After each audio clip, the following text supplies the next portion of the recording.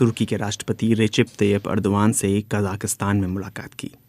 इस मुलाकात के दौरान पुतिन ने सुझाया कि तुर्की को यूरोप में गैस सप्लाई के हब की तरह इस्तेमाल किया जा सकता है।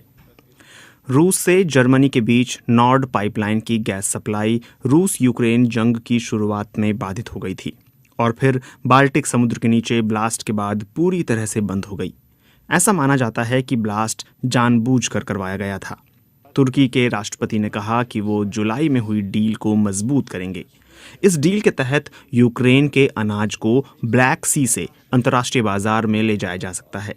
इस बीच रूस के प्रवक्ता दिमित्री पेस्कोव ने कहा कि राष्ट्रपति पुतिन और तुर्की के राष्ट्रपति अर्दोआन ने यूक्रेन विवाद को सुलझाने पर बात नहीं की।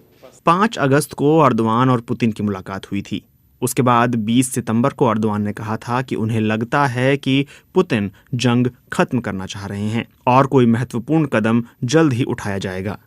इससे पहले अर्दोआन ने पश्चिमी देशों पर रूस को भड़काने का आरोप लगाया था और कहा कि जंग जल्द नहीं खत्म होगी। वहीं उससे पहले 22 फरवरी को जारी किए गए एक बयान में तुर्की के राष्ट्रपति अर्दोआन ने रूस के राष्ट्रपति व्लादिमीर पुतिन से कहा था कि उनका देश यूक्रेन की क्षेत्रीय अखंडता के खिलाफ रूस के कदम को मान्यता नहीं देता।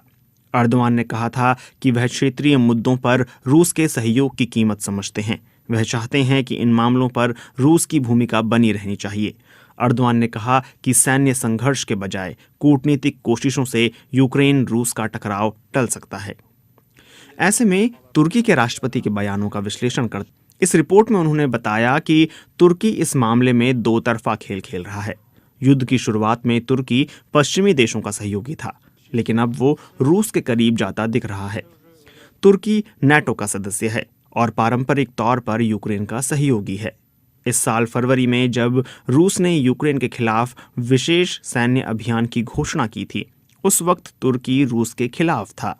ये भी सच है कि यूक्रेन के लिए तुर्की का समर्थन केवल कूटनीतिक तौर पर नहीं था, बल्कि वो सैन्य स्तर पर भी यूक्रेन की मदद कर रहा था।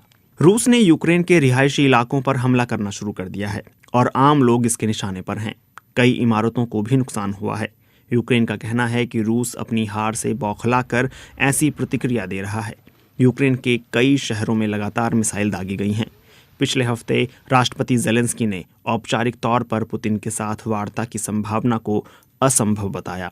हालांकि उन्होंने रूस से बातचीत के दरवाजे खुले रखे हैं। पश्चिम से मिल रही हथियारों की मदद से यूक्रेन ने अब संकल्प लिया है कि वो सभी कब्जा किए गए इलाकों को फिर से वापस लेगा।